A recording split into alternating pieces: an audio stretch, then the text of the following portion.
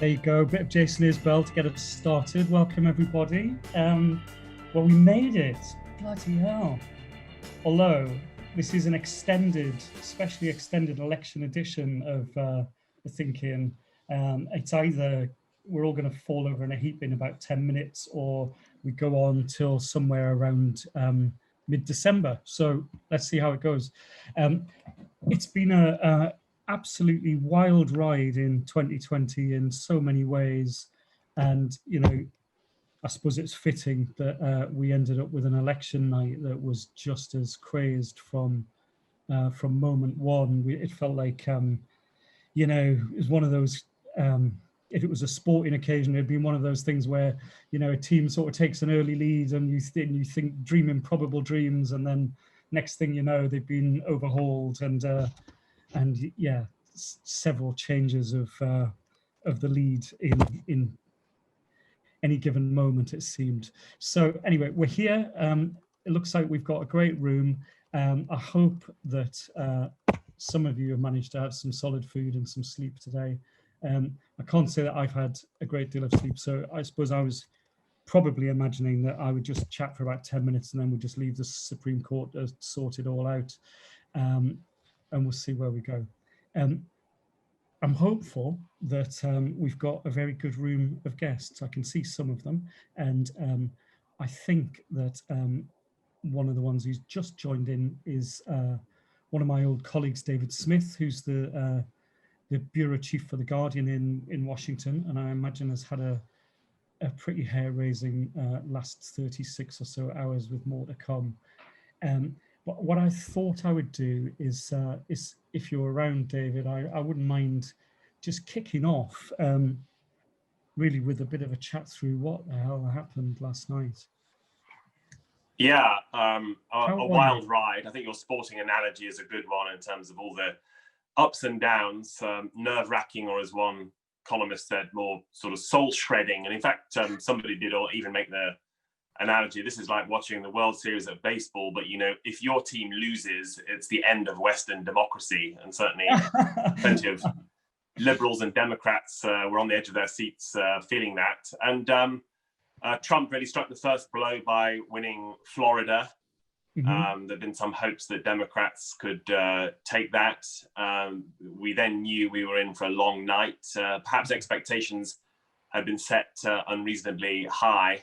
But then as more results came in, Biden won Arizona, and that was the first state to change from the 2016 map.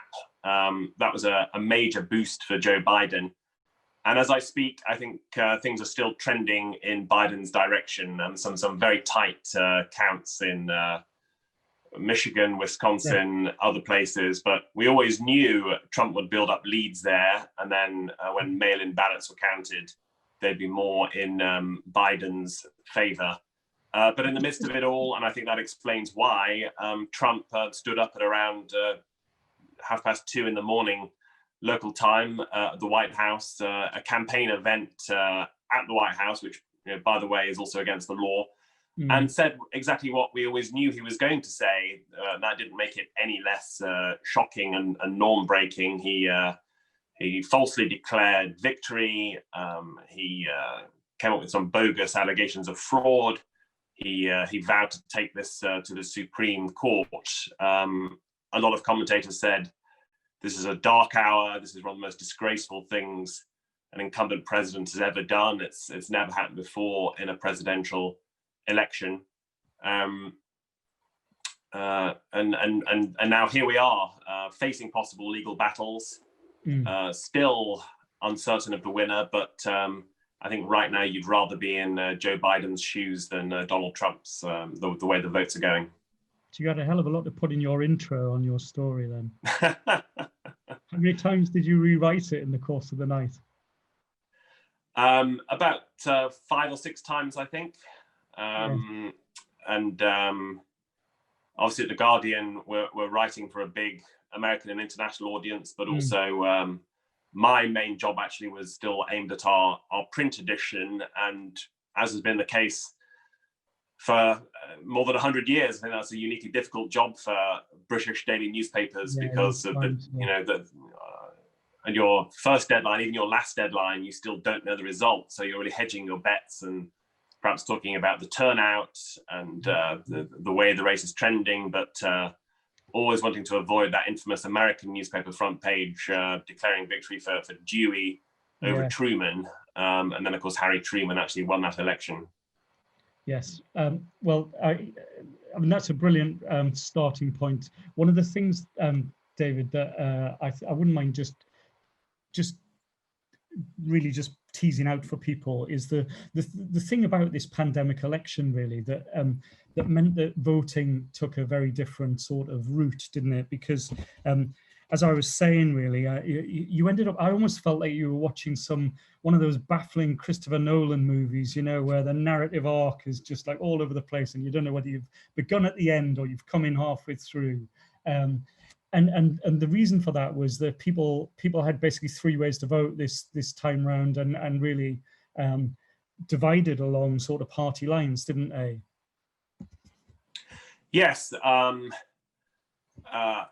we had a 5 a.m. conference call with our editor in London and others, and we were all pretty gloomy about how Donald Trump's support held up. So the editor asked, "Well, what's the silver lining? You know, there must be some good news here." And I think one of the bits of good news was the turnout, which was extremely high. People still believing in democracy and wanting to have their say. So we saw a record number of early votes, 100 million. And that's never happened before. I think it was a direct result of the pandemic. I think about 60 million of those were by votes by mail. And that had led to a lot of worries about could the postal service in America cope with it, or would it be sabotaged by Trump? Still, maybe some worries about that, but they seem to have receded slightly. We also saw, just in terms of how a person was able to follow the evening's events, it really sort of brought its own dynamic, didn't it? Because in some states you saw them counting the postal votes first, and in other states they waited until they'd counted the on-the-day votes, and so you had this strange dance, really, where in the early moments suddenly Biden looked like he was out the gate and soaring leads in some quite curious states like Texas, for instance, and suddenly Ohio looked like it was back in play. But then, of course, he got overhauled by Trump as the on-the-day votes came in. And then I think it's just worth underlining that the reason that the early hours of the morning took such a very different turn was because there were other states like Pennsylvania and like Michigan and Wisconsin where they counted the on-the-day votes first, and Biden looked like he was having a bit of a horrible night, didn't he? And all of a sudden, inch by inch, he started reeling Trump in. It's very fascinating. And I think the hubris that was attached to Trump's victory speech was unmissable, wasn't it? I mean, the phrase that data analysts were using in America even before this was that we would see a red mirage for Republicans and a blue mirage for Democrats, because exactly as you say, there are some states where mail-in ballots were going to appear first, and that would make it look like Biden was winning. Other states where mail-in votes would be counted later, and Biden would come from behind. And it's human nature, isn't it? I mean, all of this was written down as a warning to people: don't get carried away on election night, don't be on the roller coaster. And of course, in the moment, you just took one glance at Twitter, and at certain times Republicans were jubilant and Democrats were in despair, and at other moments, vice versa. Yes. In the same way that everyone predicted Trump would falsely declare victory and seek to delegitimize this, and yet, you know, when he did, it was still brutal, and it still came as a bit of a shock. And yes, hubris is the right word for him. I think two psychological points important to remember about him. I mean, since childhood, it's always been about winning. Failing to win is seen as a sign of weakness. That was inbred in him by his father. His brother was perceived as weak and not a killer, not a winner. But I think he might also genuinely believe this stuff. He's not just making it up, because his campaign rallies have drawn massive, rambunctious crowds. Yes. If you spend some time with him, you might think, oh, maybe this guy does have a chance after all. But also, I think his campaign aides feed him selective polling data that showed him with a very strong chance of winning. And conservative media, I dipped into Fox News. They were latching onto every scrap of evidence they could find to show Trump was going to win this election, digging up obscure pollsters from Switzerland who had theories and all that kind of thing. So we should get the pollsters as the night goes on. I'm just going to you've teed me up there nicely for my colleague Phoebe just to get going with a video of not only Trump last night but also the early hours address from Joe Biden. We feel good about where we are. We really do. I'm here to tell you tonight, we believe we're on track to win this election.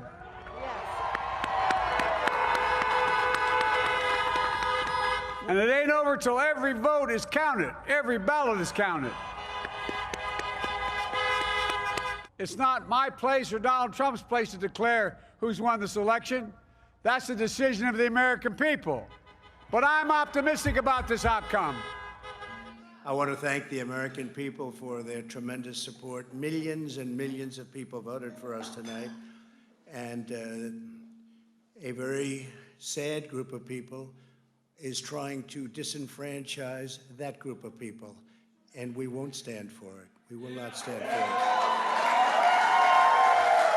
it. And we were getting ready for a big celebration. We were winning everything, and all of a sudden it was just called off. It's also clear that we have won Georgia. We're up by 2.5% or 117,000 votes with only 7% left. They're never going to catch us. They can't catch us. If you look and you see Arizona, we have a lot of life in that. And somebody declared that it was a victory for, and maybe it will be. I mean, that's possible. But certainly there were a lot of votes out there that we could get because we're now just coming into what they call Trump territory. I don't know what you call it, but these were friendly Trump voters. We want the law to be used in a proper manner. So we'll be going to the U.S. Supreme Court. We want all voting to stop. We don't want them to find any ballots at 4 o'clock in the morning and add them to the list, okay? It's a very sad moment. I want to join you in thanking more than 60 million Americans who have already cast their vote for 4 more years for President Donald Trump in the White House. And while the votes continue to be counted, we're going to remain vigilant, as the President said. The right to vote has been at the center of our democracy since the founding of this nation, and we're going to protect the integrity of the vote. It may well be that President Trump ends up winning this election. That might be once the ballots are counted. But what President Trump just said was undemocratic and false and premature. It is not accurate to say that he won. We do not know who won this election. Thank you for that, Phoebe. Yeah, I think somebody in the immediate moment after that called it historic and historically awful, that speech from Trump. I'm quite fortunate to have Phil Collins with us tonight, who's written some very high-profile political speeches in his time, and I know he loves to decode the subtleties of craftsmen. So I was hoping, Phil, if you're there, I could just get you to cast your eye over those soaring orators. Well, it was the Trump speech in particular was a remarkable piece of rhetoric. I've never quite seen anything like it because, as David said before, it really does offend the norms of democratic politics, and no one has ever done a speech like that. before, just the refusal to concede anything and simply to assert things that were impossible to say whether they were true or false was an extraordinary piece of Trumpism, but very much in character. I mean, Trump is a great showman and is a successful politician precisely because he is always like that, whether you like him or whether you don't, and I don't, but he is always President Trump-like. And that is a great virtue to have as a politician, and he has it, and he had it again last night, and it was a kind of remarkable thing. I mean, Joe Biden was demonstrating something that Joe Biden is not particularly renowned for, which is a sort of ability to be calm and collected and rational. I mean, he's actually an incredibly voluble person, and I know the people who write for Biden, they say he's one of the only politicians they've ever worked for where the task is to stop him talking, not to provide him with words. But by comparison with Trump, he's seen the model of clarity and the model of sanity, and that has been the election in a way. And I'm actually not surprised by where we are. I'm relatively calm about it. I think Joe Biden will be the next president of the United States. I think it is all about winning, and I think Trump has lost. And I think he will scream and he'll have a tantrum, and he may force a recount in Wisconsin, and he may go to court, but I think he'll lose. And so I think in the end, the norms will hold. And I've thought that all along. And I think when we look back, if that turns out to be the case, if I'm not being complacent about that, and that turns out to be where we end up, then probably we'll look back on this election as the first political casualty of COVID. I think 12 months ago, most of us looking at it would have thought Trump was set fair for a second term. The economy was looking good, it was coming right. The people who voted for Trump 4 years ago had no particular reason not to do so again. And I think he was in a very good place. And I think his reckless and terrible response to the pandemic will prove him to be the first casualty of this, because major events like pandemics, and I'm thinking back to the 2008 crash, tend to deal with governments. 3 or 4 years after the 2008 financial crash, there was almost no government of a developed democracy left. The only exception was the formidable and completely unconquerable Angela Merkel in Germany, who seems to be able to survive anything. But everybody else was dealt with by the crisis. And the handling of the pandemic may have a similar effect in due course. So this may be the first of a number of incumbent governments who normally have an advantage. We've seen a lot of two-term presidencies, a lot of incumbents using the power of incumbency to win a second term. It may be the start of a trend where incumbent governments start to suffer because handling a pandemic is extraordinarily difficult, even if you're a solid, competent kind of person. And as you saw in that clip from Donald Trump, those are the opposite of the virtues that he has. Well, thank you for that. David, I wonder if I could just come to you very quickly, because I know that I believe you've got another gig across town with somebody called Jonathan Friedland, where you're, having rehearsed all your best lines with us, you're going to put in a polished performance over the road. Let me just ask you very quickly, because you're there and you're reporting on it again today. Where are we at, early afternoon in America? What is Biden assured? Will Trump accept it? And we've heard a lot about legal battles. Can Trump snatch it away? Can he demand a recount? Lots of uncertainties, especially during a pandemic. I mean, I think as things stand, you would rather be in Joe Biden's shoes than Donald Trump's. The way the votes are trending, it looks like Biden will indeed be the president. And if he ends up winning Michigan, Wisconsin, and Pennsylvania and others, maybe by a bigger margin than we thought at certain points. But I think one of the main worries is that even as we've been speaking, I noticed the Trump campaign is calling a press conference with Eric Trump and Lara and others in Philadelphia. I assume there'll be lots of pugnacious talk of fighting this out in the courts. That could lead, I suspect, to protests in the streets and the potential for violence. I mean, we may be heading towards some of the nightmare scenarios that were gamed out in advance. And I just also say, in terms of the bigger picture, I mean, I think the real loser last night was America. There was, I think, a hope for many people that after 4 years of turmoil and lies and Trump's mishandling of the coronavirus pandemic, we'd get something quick and clear and simple, a real repudiation of Trump, setting the country in a new direction. Instead, Trump might lose this election, but Trumpism did not. If anything, it's strengthened by this and will continue to thrive, perhaps even more so in opposition. So that was one setback. I think another setback is all this potential for legal battles and protest, and the uncertainty, the potential constitutional crisis.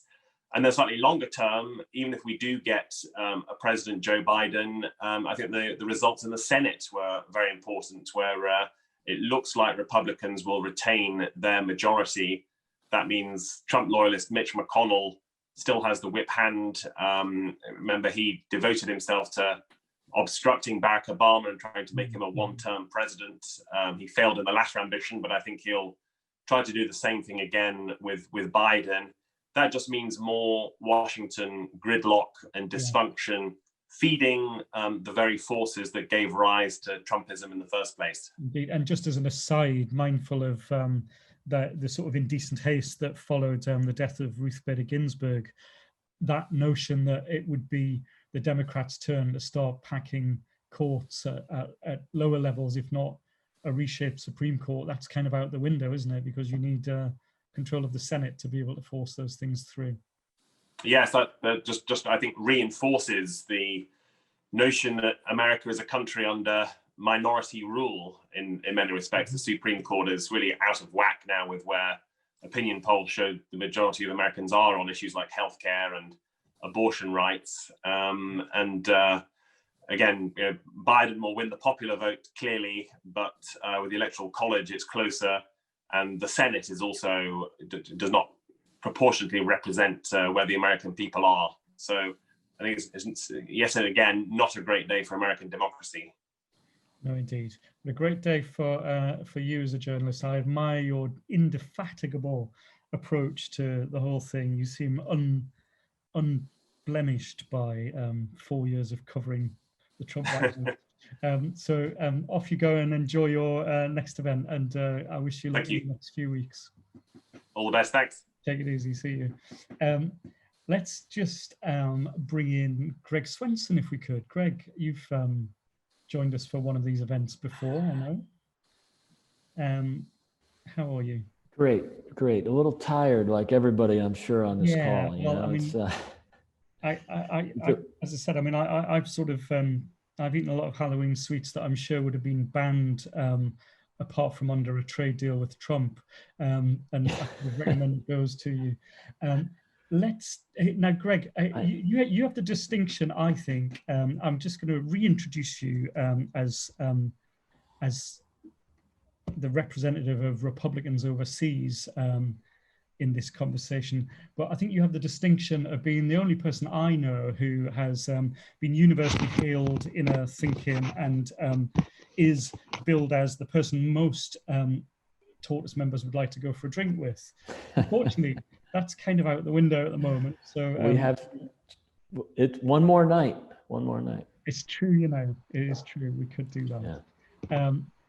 But last time you were with us, considering I think one of the debates, you know, people responded to your candor really about Trump the man, Trump the personality, and I wonder if a good place for us to start is with what he did in the East Room, and whether you think he damaged his own case at the outset.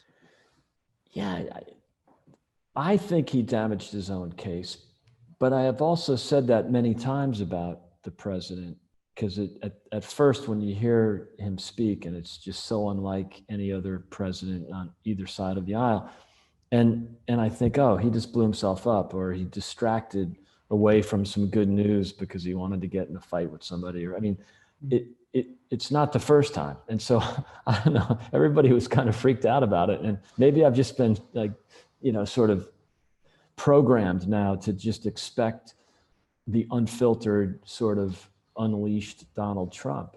Yeah. I'm not, you know, advocating, and I'm just saying, like, I'm not that surprised, but I think maybe, like I talked about the last time, David, you know, that's one of the appeals of the president, is he takes the gloves off and he sometimes picks unwanted or needless fights, but he also punches back when someone, fights him or throws a punch at him. And so it's one of the things that people found liberating in 2016. And, maybe there's some Trump, well, I'm sure there's plenty of Trump fatigue, but I guess I just wasn't shocked by that. And I'd probably address a couple of items that came up in the first segment here. And I thought, and I agreed with a lot of what he said. And I'm sorry, I forgot his name. I'm half brain dead. Yeah, sorry.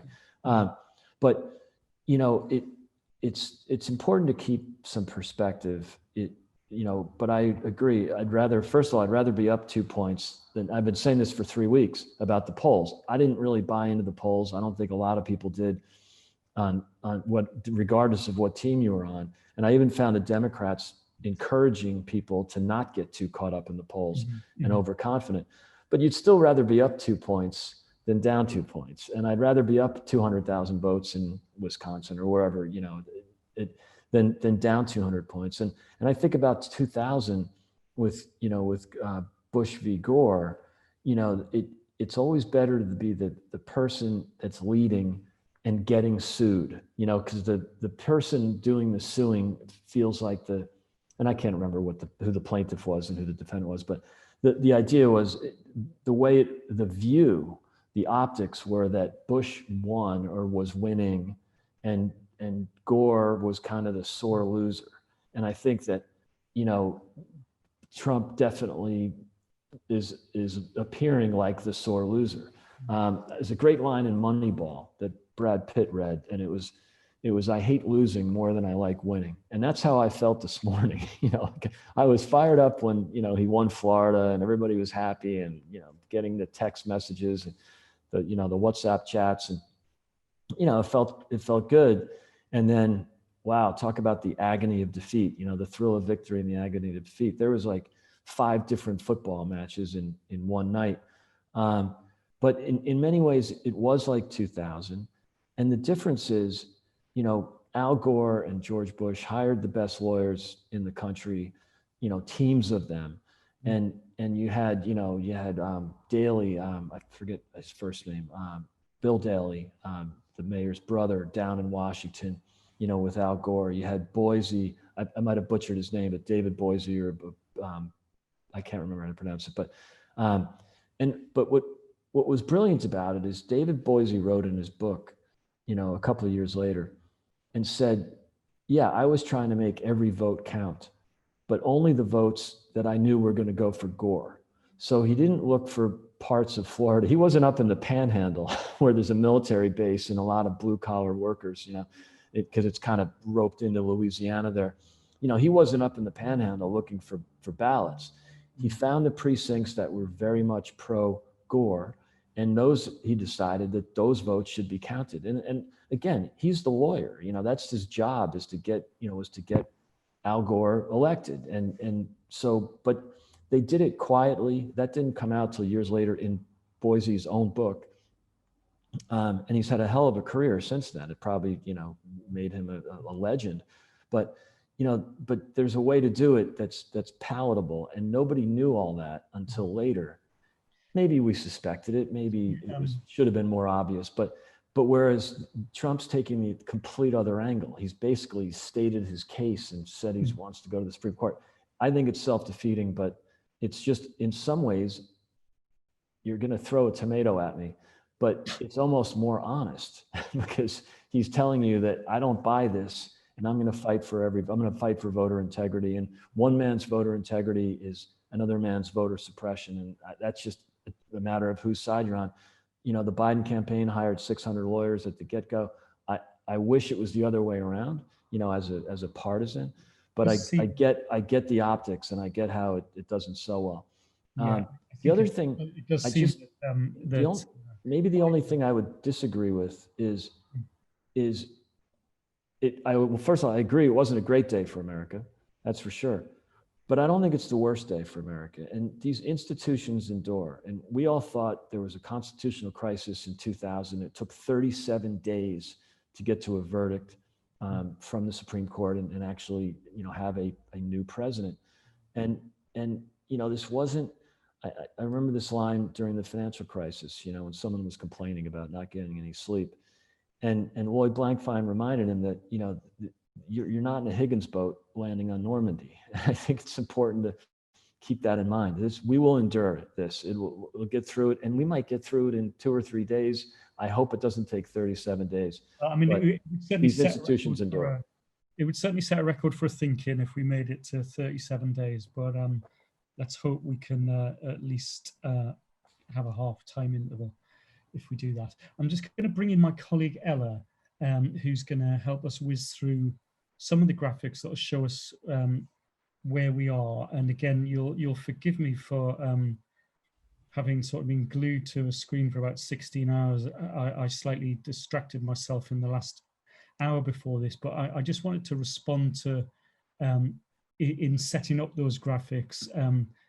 I can see Anne Kronberg's in the chat is saying everyone's assuming Biden's won and there are still a lot of ifs. But I think Ella, I don't know whether you've got the graphics there to get us started. Yes, I think they are on their way. We might as well start with another map, eh? So I think go ahead, Dave. Just on this opener, then it's clear that we've got still. I think it's I've got a slight box in front of my graphic, but I think 7 states. I'm right in saying buried under there. The key ones at the moment. Wisconsin and Michigan were the ones where Biden just tracked Trump down in the course of the early hours and has taken a lead. And if anyone's really been sort of drilling into the way the mail-in voting has been counted, there isn't much comfort for Trump. There's not really an obvious way he can come back having been overtaken. It certainly seems that Arizona is Biden's, and Nevada, whilst it's a slender margin, again, there doesn't seem to be any great comfort there for Trump. And I think when you add those 4 states up, that would get you to precisely 270. Pennsylvania, of course, is a massive gulf.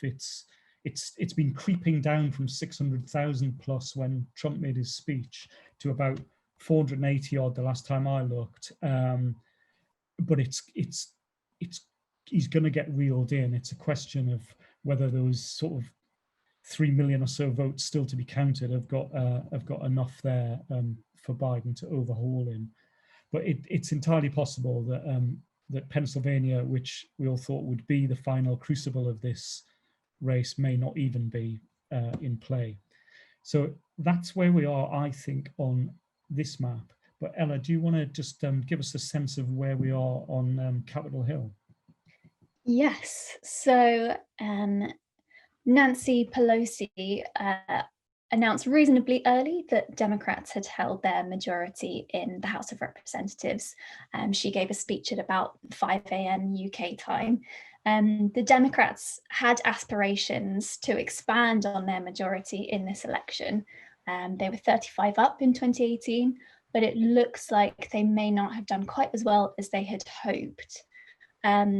Republican candidates look like they're eating into that lead. So 7 House seats flipped their way, and only 2 flipped to the Democrats. And notably, 2 Democrat seats in Miami-Dade turned Republican.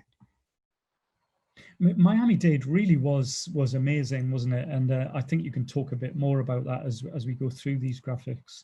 But yes, the Senate, David alluded to this earlier, it was really, I think people, a lot of the preamble had a natural assumption that the Dems were going to take back the Senate, but I think we can see it didn't quite pan out.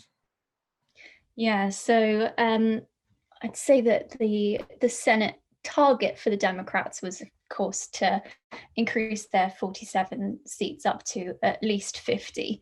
So in the event of a Biden win, they could control both houses with the deciding vote of the vice president in the Senate there. But their efforts to beat back the Republicans, as you said, Dave, haven't been a huge success. So with, for example, Arizona, we had, Alabama, we knew that the Democrats were likely to lose there, and they did. And a number of target seats have also slipped away from their grasp. So in Iowa, as an example, Republican Joni Ernst will be staying in seats, and Senator Susan Collins will stay in there too. But there were a couple of exciting flips for the Democrats. So former astronaut Mark Kelly in Arizona, and John Hickenlooper in Colorado. Yeah. So I think this is where this I always love this stuff, when you can drill into the demographics of the morning after, and this is where we start to see the fruits of the exit polls, don't we? So you can start to see by gender and age and education and everything else who went where. What did we learn? So in terms of gender split, women did show up against Trump slightly more in comparison to 2016. So 56% of them were for Biden compared to 54% for Hillary last time. And Biden gained some grounds with men too. So 41% of men were for Clinton in 2016 and 48% now for Biden. And then looking at those age groups down below, Trump lost a sliver of the grey vote. So we were at 53% in 2016 and then down to 51% in 2020, perhaps because they were worried about COVID and the response there. Young people were coming out for Biden in a big way, with 61% compared to 55% for Clinton. And then again, we can see, I think it's right to say that although women came out against Trump to a larger extent, that didn't necessarily apply to white women, did it? No. So this is where the data points hold a few surprises. You're right, Dave. So when it came to white women, the female lead for Biden disappears, with Trump leading among white women by 55% compared to Biden's 43%. And then on education, if you're looking at the overall data here, Biden was leading among college graduates, but if you look under the hood here, there's an ethnicity split too. So among white college graduates, support for Trump and Biden is neck and neck, each of them holding 49%, but 71% of non-white graduates voted for Biden, which brings up that overall total in Biden's favor, although he was trailing Clinton on his performance on this metric. But what's kind of surprising here is that 27% of non-white college graduates appear to have voted for Trump, which seems like a high number, close to 30% there. Brilliant. Well, I think there's much more to dig into in the coming days. Ella, thank you so much for going through that. I'm just gonna bring in James Harding, who I think might have had at least an hour's sleep in the course of the night, probably played it slightly better than me. James, I mean, the question I had for you is really what kind of election do you think this was in the end? But you might have other things that you want to touch on. No. I think, well, I was just listening to Phil actually a way back, and there were a couple of points I wanted to make in response to Phil and to Greg too, I suppose. One was about the media and the other was about politics. Right? Mm-hmm. So just on a practical basis, I think three things happen in the course of the last 24 hours that are really, really profound for the media, right? I was watching NBC, so I watched Fox, CNN, a bit of the BBC and some NBC. When Donald Trump came out, right, put aside the Hatch Act, put aside speaking from the White House, put aside all of that. Donald Trump comes out, he's making a speech. It's the most tense and electric moment, you know, in many ways of the political year, wherever you live in the world. He starts making his statement, and about 4 or 5 minutes in, NBC cuts away from him, right, while he's still in mid-speech, because they want to say the things that he said are untrue. Right?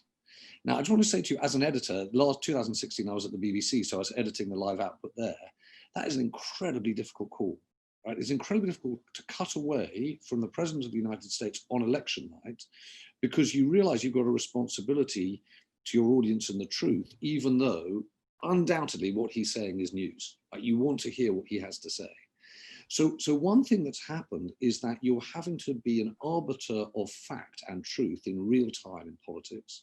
And I think this is really significant because everything that happens in the US tends to spread to democracies everywhere else, right? So we're going to see more of this. And the fact that you're now having, Phil said, you don't see, people in democracies question the vote before the vote's counted. Of course, you see that in autocracies and pseudo-democracies. You just don't see it in America and Western democracies. And so you're having to challenge that in the media. The second thing is, and it's an obvious point to make, is we are now at, unstoppably, a crisis of polling in the age of populism that we've got to figure out. Right? There's now a question, which is, do you ban polling in election years? Is it impossible to quote polls in established media? How do you stop this thing from infecting your thinking? Right? Because it clearly colours the way in which your coverage happens. And then there's a third issue, which is also a media issue, which is how do you handle the count in the event that you're going to have more and more early voting? Right, in the future, are we looking more to a world where we're like India, where you have counts that run over a long period of time? Because the fact, of course, the Trumps have headed to Pennsylvania is they know the play of 2000. You've got to get your people on the ground in Florida. That's what they learned in 2000. They're doing the same thing here. So there's a whole set of media issues. And there's just one observation I'd make about the politics of it. I don't agree with Phil here exactly in terms of this being politics remade by the coronavirus. And I say that very gingerly because I've basically spent the last 10 years passing off Phil Collins's ideas as my own. So I tentatively kind of disagree with him because I think the extraordinary thing here is that whatever happens, whether Trump becomes president or not, in the terms of expectations, he won, right? He's shown the power of Trumpism and populism. And that Biden will go in as an incredibly weak president. He'll go in terms of the count as a weak president, in terms of the narrative of how could you not have, this guy's in the middle of the biggest recession, the biggest pandemic. How could you not absolutely destroyed him? But you didn't.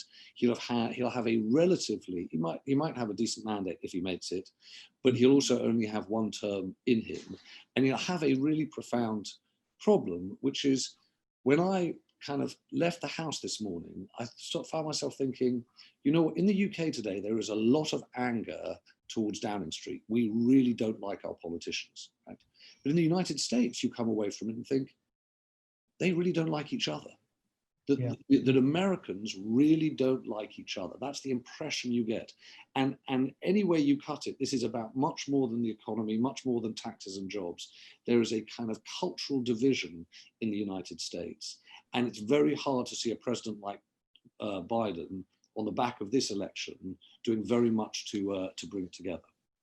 And it's right to say, I think, that whilst his great achievement might be to be the Trump slayer, without control of the Senate, his lame duck period could begin very, very quickly, couldn't it? Because he's not going to be able to pass much of any legislation without getting Mitch McConnell on board. No. Yes, it'll be it'll be fascinating. Well, I think that's a really good way of segueing into a couple of minutes with John Scardino from Democrats Abroad, because John, I'm guessing you had a nervy night first of all. It was very unnerving, and still is. I'm buoyed to hear some of the views that have been expressed here, and the confidence that seems to be growing about Biden's chances. But you know, as a win, then, to be clear, at this point. Sorry, you have not chalked it up as a win at this point. No, you know, I think we need to count every ballot. It ain't over till it's over, as they say. I am hopeful and optimistic, but you know, it's a very, very difficult race. 50 different states, 50 different campaigns, 50 different elections, you might say. Just a couple things. I like a lot of people have already said. I too was surprised at some of the things, but there was a lot that we shouldn't have been surprised at, knowing this particular individual in the White House. But I was very surprised at the fact that in his speech he presented from the White House. I thought that was particularly galling, and I think it shows his incredible contempt for the institutions of American democracy. And to me, this is one of the greatest flaws of this president, that he never drew a line between governing and campaigning. He never seemed to have stopped campaigning. And in the COVID crisis, I think this is one of the things that may prove to be his undoing, that because he never had a unified, comprehensive plan for dealing with the COVID crisis, and he essentially pitted states against each other in the competition for resources. And even up until a few weeks ago, he was saying that the coronavirus wasn't so bad, that it was only.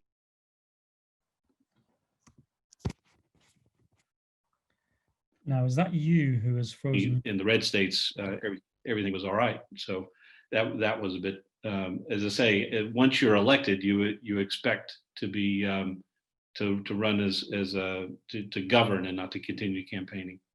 Right. I'm going to come back to you, John, in a moment, because I'm realizing that in my sort of air traffic control is being found out as we speak, because one of our guests, who I'm really keen to speak to, Desiree Birch, is I think has to hop off onto another call as well. So Desiree, are you with us? Yes, hi, I'm here. How's it going? Excellent. Yeah, really good, thank you. Where are you joining us from tonight? Well, I would normally be joining you from London, but I'm currently joining you from Edinburgh because I'm on location working on a film project, which is still happening in the middle of COVID. Well, I wish you luck with Yes. that in these certain times. Well, look, one of my questions for you, I think, is do you find, as an American living outside of America, that you have to constantly account for Donald Trump wherever you go? Interestingly, it was that way for quite some time. I think in the latter half of his presidency, people are just kind of assume that you're as exasperated with him as they are, as the world is. And I think I do have a bit about when, people ask me what I think of Trump, and then I just like point to the skin color, which is kind of on the nose, but it'd be really weird for me to be like a super pro-Trump African-American who avidly uses her passport. They do exist, but they're very rare. Yeah, I mean, like I would say in the past year or so, people just go, is he going to win? Like they just skip that. They're like, so is he going to be president again? As though I have a magic 8 ball and all of the answers. And then I kind of have to explain the Electoral College and explain gerrymandering and explain how much our electoral system has been set up and designed to do certain things that don't necessarily always benefit what we want them to do. So yeah, I don't know what it's going to be like from here on out. for those who don't recognize you from any number of comedy shows on TV, I should have introduced you, of course, as you know, star of so many of those shows like Motley Crue and Have I Got News. But the question that poses, I suppose, is I mean, aren't you going to miss him? Isn't he like the greatest gift to comedy? That, oh my God, he is not. People love to think that he is like, oh, but I mean, at a certain point, I would say it depends on what your point of view is, or your sort of shtick is as a comedian. But I think one, if you're trying to take the piss out of him, like he already does that. Like he already makes a mockery not only of himself, but of institutions upon which you thought you could rely. And so, you know, the ground is such that you can't kind of get a footing to really, you know, like take aim. And then I think more importantly, at least from my point of view, as far as political comedy or, you know, satire, I mean, unfortunately, all it seems to do is to reinforce, like to sort of reify the idea of him. Unfortunately, you find yourself just sort of feeling like you're part of the problem because you're basically you know, validating the insanity that he is putting forth, and like by commenting on it really deeply the curse of entrenched. the retweet, the outraged retweet, isn't it? Well, thinking of this from a slightly different angle, I just wonder if you could just leave us with a couple of reflections on what you think this election was about. I mean, did it end up, do you think, in any way being about racial justice, for instance, or about COVID? Was it a referendum on Trump? What do you think it was about? Oh my goodness. I really wish that I had the perspective or the perspicacity to say. I mean, I think that I don't know. I have my feelings, which underneath feel like it's just too dark to utter because I mean, obviously things have not been, you know, called clearly, but I think that there was part of America that was looking for and expected, anticipated, and from the conversations they were having and what they were being told from polling and all of the media otherwise, that like, okay, we've all finally woken up to this sort of nightmare, and more, the majority of us are on board and want a repudiation of what this administration has come to represent and what it has done to erode our democracy, because, you know, we still believe in America. We believe it can work. This is the opposite of the direction we need to be going. And if we turn it around now, we have a chance to really actually dig out the sores and make something good. And with it being this close, I think, you know, there's just a lot of sadness and gravity, and, you know, as your guest was saying, you know, Americans hating each other, and, you know, there's definitely a schism of one side looking at the other, profoundly not understanding it. And, you know, there used to be a time where conservative and liberal could still have a conversation and still go, well, I guess, you know, I can respect your opinion. And really, it's much harder to do that when you go, you don't think that I should be alive, you know, whether it's about racial justice, whether it's about, you know, COVID and managing a pandemic, you know, whether it's about immigration, whether it's about, there's a number of things on which you're saying, you know, basically what you're saying is your life or your comfort is more important than my existence. And I'm guessing that there are people on the other side of the aisle to me who feel the same way, potentially economically or something of that nature. But there's, you know, we always talk about this conversation. We're never having this conversation, unfortunately. It's just sort of like screaming and like, you know, things being sort of held up, but there's not actually a like, let's get to a place where we can actually work this out. It does seem as well that if supporters of Biden had hoped that in winning he would be able to have a free hand to make new laws, whether it was to, you know, to restore environmental laws or to deal with racial justice or to, you know, do something finally about guns. All of those things feel like they've slightly been lost in the moment as well, don't they? Because they haven't secured Capitol Hill. Yeah. And I mean, you have guests on here who are like far more skilled, experienced, and knowledgeable about how the inner workings of the system work than I am, because I'm just like, basically, it feels like the liberals, we are always playing a hearts and minds game. But at the end of the day, on election day, it's a numbers game, and it's who set up the numbers is going to win. And it doesn't matter what anybody spent all of the money, time, and whatever saying, because it's just like a strategy thing. And I feel like, as far as Democrats, if we don't have some kind of radically different strategy than just trying to like find the candidate that's like just in the right side of the middle divide to get everybody, then I think that we're screwed. I mean, I moved to this country in 2014, and I can't tell you the number of people I know that are like, how did you do it? What do I need to do? I got to get out. Like, people are just done. And it's really sad to think about a country that I grew up loving just being like, no, we're done. We're done with the idea. We're done with the dream. We're done with believing that we can achieve something. Like, that's pretty hardcore. So I think, yeah, there's even if we go into a Biden White House, things have to really radically shift. Yeah, and that's a surprisingly disappointed and gloomy position to have to hold on a day of renewal, arguably. Yes, that tells us a lot, I think, about where we're heading. Well, listen, if you need to, if you've got a better offer tonight. No, I'm so sorry. I have another appointment I'd like in 2 minutes. This is such an incredible conversation. I was glad to listen in before I came on, and I'm glad that this forum exists. I feel like people who walk away from this are really the ones who carry those ideas into. And as you know, if we're still going on day 37, then please just dip back.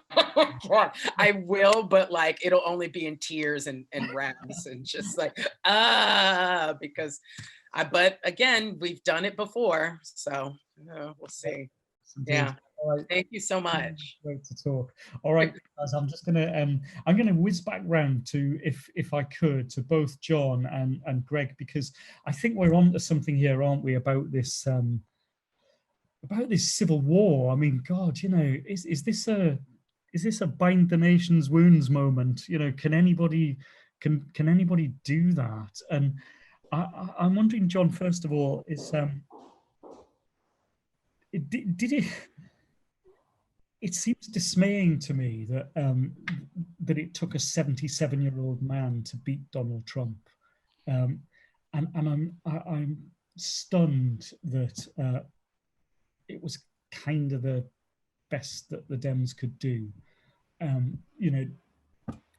Undoubtedly decent person that he is. I mean, has he got the right ideas? Is the party going in the right direction? Does this feel like a moment where you as a party can be part of a renewal? I do think so. You have to remember, he came through a pretty stiff competition in the Democratic primaries. I mean, there were some very qualified candidates, I believe, that he beat pretty resoundingly. And when you think about the level of experience of some of them and the number of ideas and plans that were put forward by some of the candidates, I think it was a very robust sort of A team and a B team that I think is coming along, that you've seen in the results so far. I'm thinking specifically of people like Mark Kelly, the new senator in Arizona. I think that's a remarkable win, and I think it's not only to win Arizona, but when you get Mark Kelly, former astronaut, you also get Gabby Giffords, his wife, who was a congressman who we remember from the tragedy of her shooting, her being shot and recovering. So I do think that the party is in good shape. Obviously, there are some with more extreme ideas than others, but I think that was the appealing thing about Biden, was that he was very much of a centrist. And as he said, he beat these other candidates, and some of whom did have some fairly far left ideas about the way that things should be run. One of the things that I thought was particularly interesting, just before we came on, I saw a figure that more people have now voted for Joe Biden. I guess whether he wins or loses, more people have voted for him than any other presidential candidate in history, which I think is quite remarkable and says something about Biden and about the country. In a curious way, it also says something about Trump, I think, as well, doesn't it? Number two, yeah. Because I feel that you know, maybe I haven't had enough sleep, but allow me to pay him a compliment. I think he has revealed himself to be the most formidable campaigner. I mean, he's a brutal opponent, isn't he? He was brutal during the 2012 primaries, 2016 primaries, beg your pardon, and you know, he has been relentless ever since. And I think, you know, you have to admire the drive of the guy to get those people out. I mean, he's found new voters from somewhere, hasn't he? It's extraordinary. Yeah. He is very shrewd, and I have to say, just along those lines, in this, I know I've said that I'm still waiting for all the votes to be counted and see what the final numbers are. But you know, the Democrats in 2018, we had this grand expectation of a big blue wave that was going to take over the House of Representatives, and it did. But I think Trump, to your point, very shrewdly, he said early on, oh yeah, they picked up a few seats, and yeah, they've gotten control of the House of Representatives, but you know, where is the big blue wave? And you know, really downplaying that it really didn't turn out. And the fact was that it didn't, on first blush, it didn't look like the numbers were there. But as the votes were ultimately counted and the results were ultimately in over the next 10 days to 2 weeks, and we picked up a couple of more seats, the Democrats picked up a couple of more seats, it was actually more of a blue wave than it first looked like. So that's why I'm waiting to see what these final numbers are going to look like after all this. Actually, in the final analysis, this might look like quite a convincing win. It just was it was eked out in a sort of rather grubby and fumbling sort of way. When he said today that he wanted the vote counting to stop, I thought surely he doesn't mean that for all of the 250,000 military personnel who vote by absentee ballots, and all of us Americans overseas as well, civilians overseas. I think he's probably not going to do himself a lot of favors, and probably already hasn't with some of the things he said about the military.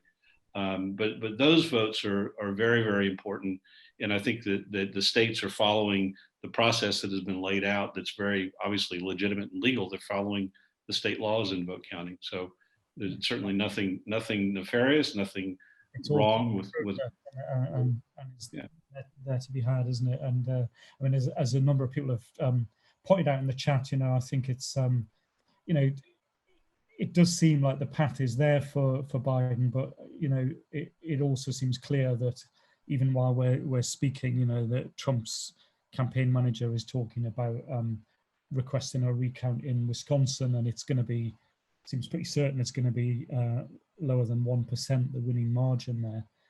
So we'll have to see how that unfolds in the next couple of weeks. Thank you very much for that. And let me sort of throw a similar question to Greg, if I could.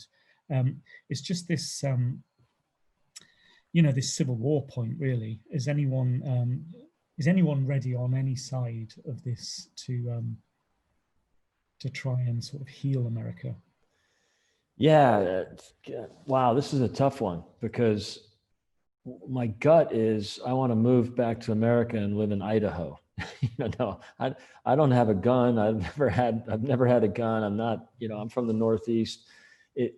But it has gotten to that point, and I won't deny that. You know, it's, you know, I go back to 8 or 9 years ago. John, I don't know if you read the book by Charles Murray called Coming Apart, long before Trump, you know, back when Trump was just doing the TV show. And it was about how people in America have sort of become, you know, they form these little herds, these little silos.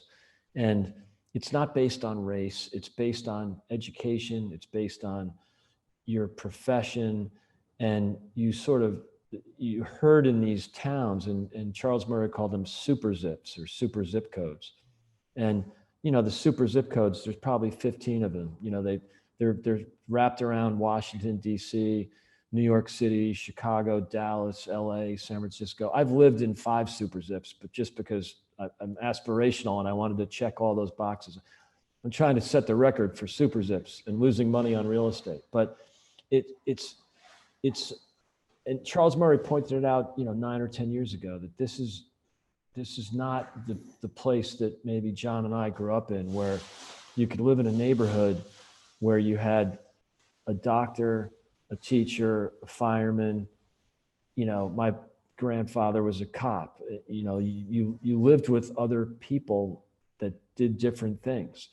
But what's happened in the last 50 years is, especially after the war, there was this aspirational generation, and we all wanted to go to my parents wanted us to go to college. So we went to college. We went to good colleges. Then you meet a nice girl who goes to the same kind of college. You get married. You have children who have high IQs because there's been this weird herd mentality of moving these neighborhoods. And I'll bring it to politics, because that's what I think the people on the call care about. But that's more sociology. But I encourage you to read the book Coming Apart by Charles Murray. I've read it, and it's good. Thanks. Each time that he talks about as the sort of the crucible of the left behind. I mean, he's not kind. He's quite an arch conservative, isn't he? He's not kind about working class men. Yeah, he's a little cold about it, But he makes the point that really they're the forgotten, left behind. And they had that, that cover, at least in the original version, the cover was a crushed bud can, which I've had one or two, and then a Chardonnay glass. And the whole idea was, the Chardonnay circuit that, that went to Yale, and, like some crazy number, like 30% of Harvard graduates live in the tri-state New York area, that kind of thing, Westchester County.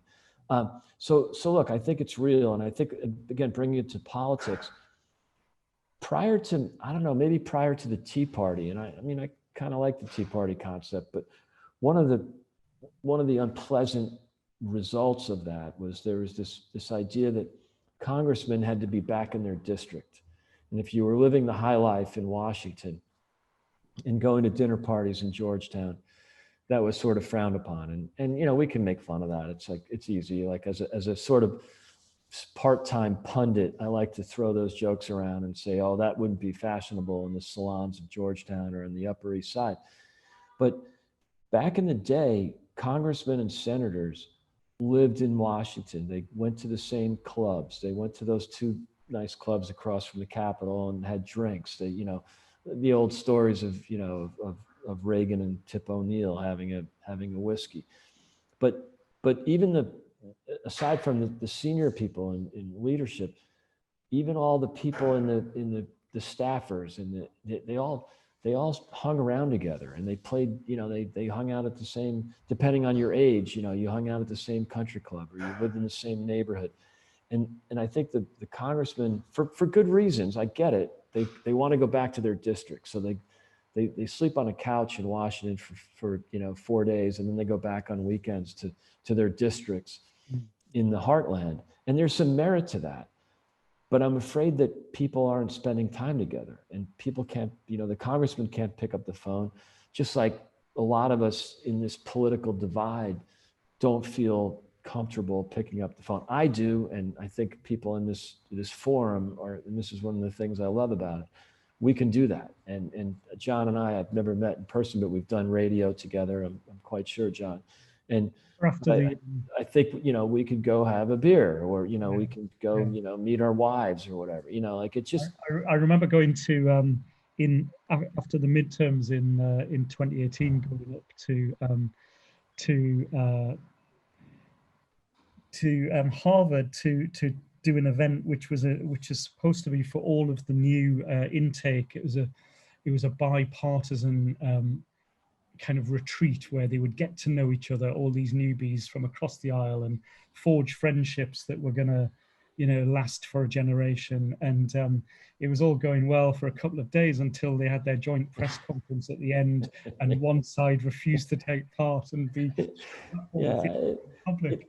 It's not healthy. It's not healthy. And look, I'm trying to be cooperative here, but when you go to those, speaking of Harvard, when you go to the universities, it's not healthy there either. The fact that, that conservatives are not welcome, and that's challenging. There's not a lot of universities left, in my view, in the U.S. where my daughter goes to Notre Dame, home of Amy Coney Barrett. So, there's a safe space there for conservatives, but generally speaking, I think that we all need to just put the guns down and play football, like the soldiers, singing Silent Night. I think that's important. I'd say as well, maybe as a party,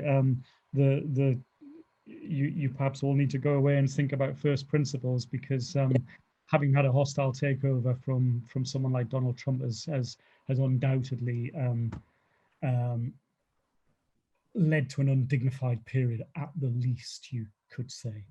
Well, thank you for that. And I wonder, I realize we've brought a lot of great voices into the room, and I'm sort of dancing around you all.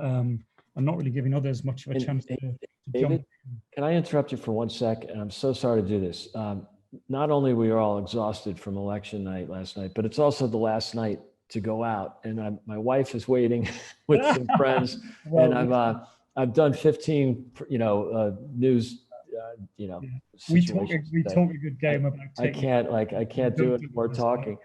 It's so good to see all of you, and John, finally, good to finally meet you on video, and I'll talk to you all soon. Thanks so much for having me. Thank you. And this will be over soon. Bye. Very good. And so I'm just going to reach into the ether to see if Patrick Davis is in the room.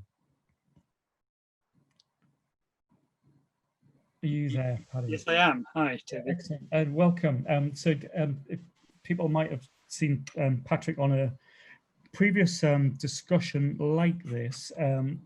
Patrick was number 2 at the British Embassy in DC, spanning both Obama and Trump years, and your new book's out right now, isn't it? It is. Yeah. American Delusion. So congratulations for that. And I'm wondering, because I think you can warm to your theme. You've taken a pretty dim view of the state of American democracy. What did you see last night that either impressed or dismayed or confirmed your views? I think really I saw a continuation of the problems that existed for a very long time in the US. Actually, so much focus on the last 4 years has been on Donald Trump, but actually Donald Trump is a symptom of problems in America. He's not the cause of them. How we ended up with Trump came out of all sorts of things, from the vast amounts of money that skew American elections in favor of big corporations and interest groups and so on, and not the general voter. It comes out of widespread gerrymandering, of which the Electoral College is arguably the biggest gerrymandering there is in the US system, which skews election results. So, the American people aren't really choosing their leaders in a direct way that you might imagine in a democracy. And then you have the politicization of the judiciary, which all fuels this polarization, which makes it very difficult for any leader in the US on either side of the aisle to tackle the real problems that exist. And I think what I saw out of last night was that, it's not just America, actually. The same sort of things are happening here too, but nobody's yet got a handle on why populism is resonating, why fear, lies, mudslinging, and the sort of campaigning we see on steroids from Donald Trump, but he's not alone in this in Western democracies, why that works. And is it because traditional white blue-collar workers in America are feeling left behind? Is it because white evangelical Christians are feeling that greater diversity means their way of life might somehow be under threat? Is it the fact that the American dream hasn't been real for some time now for most Americans, that unless you're born wealthy and in a certain number of super zip codes, the chance of you improving your lot as compared to your parents is extremely low. What is it that is making all those things resonate? So we see Donald Trump doing miraculously well, it feels, even though, to us at least, even though you know, we've seen how he behaves over 4 years, and I think unless we get to a handle on this, things aren't really going to change very much. And I think there's an added element to this. I think almost the sort of the liberal progressive narrative, of which, you know, it sits very well with me, but I think those people who are open to those populist sort of arguments almost feel more pressured and more at threat from the sort of more liberal progressive rhetoric than we might imagine. And so those sort of politicians, Biden and others, they're not resonating as much as they probably should be. And again, that's a problem going forward. So, you know, I think we saw just an amplification, if you like, of problems that have existed in America for a very long time. I think, as other of your guests have said, the chances of significant progress being made on some of these really important issues in the US, like, you know, immigration, like gun control, like an economy that delivers for Americans in a way it used to do in decades ago, the chances of making progress with them are quite slim, and that's worrying. I think for all of us as we look at this. I think it's also it's quite disappointing, isn't it, to think that you know, this might have been seen as the moment for America to return to some kind of global leadership role, whether it be on climate change or you know, restoring its relations with the WHO or something as modest as that. And you can't really see it necessarily coming to pass now. Actually, on the international side, I actually think I'm more optimistic. I think on the international side, if Biden does win, and you know, nobody has called this yet, so we need to be, you know, careful about this. But if Biden does win, I think on the international front is where we could see most positive change. Actually, I think it's back at home, the fundamentals in America that are more difficult to tackle. I think we would see Biden more aligned with Western allies. I think we would see Biden not just you know, instinctively railing against multilateralism. I think we would see Biden try to do more on Iran and climate change and so on. So I think we would very much see a realignment there. How far he will be able to go because of the background of the elections remains to be seen. But, you know, I as I say, I'm much more optimistic about that. I think it's back at home where, because of what we saw happen last night, a completely divided country, that Biden is going to be focusing very much on those issues because he'll need to, and therefore the sort of international aspect of that will be probably less than we would like. Very good. And just to absolutely double underline for those who are asking, it's not a yacht, it's a caravan. Okay. Thank you. Thank you for that. Is Matt Dancona in the mix in this room? Is he still standing after? Yep, here I am. Night with I think you were about the seven screens on the go, and I did, yes, absolutely, just like you. My cat started chasing his own tail at about 2:20 in the morning. I just thought you've gone too early. You know, you need to pace yourself. Matt, I wonder, we're getting remarkably towards the end of this session, and I think I'm right in saying we still don't have a winner. But I wondered if you could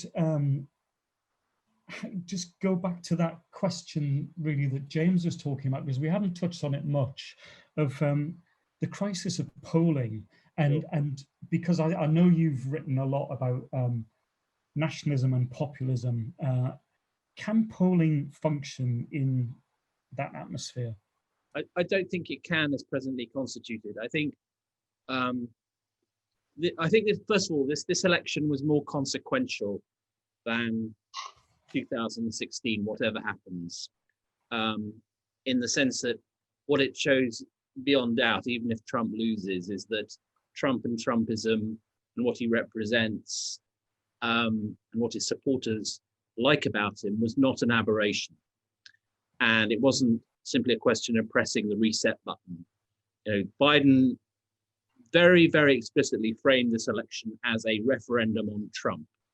And the American people came back, and many, many millions, tens of millions of them said, yeah, we like him. You know, in spite of Charlottesville, in spite of family separation, in spite of Kenosha, Portland, in spite of the horrible things he said about the squad, in spite of everything. They liked him, and it's arguable. Nick Cohen tweeted this morning that without the pandemic, he would have won quite easily. It's true. Talking to pollsters in the run-up, there was already some nerves, partly because the samples are so small in a country that's increasingly cantonized and segregated into different identity groups. Sometimes only 800 or 900, which is way lower. I mean, in this country, we often have polls of 1,500 to 2,000. But also because telephony polls just aren't working, and people who are, one of the things that before the election pollsters were worrying about was that people were not telling them the truth about their intention to vote for Trump because they considered, they weren't shy, they just didn't want to tell the truth to pollsters because they regarded the pollsters as part of the political media class that was the reason that they were going to go on and vote for Trump. And I think that this has very deep roots which can't just be resolved by statisticians meeting and having seminars. There's an entirely different form of politics emerging, which is to do with how populism operates.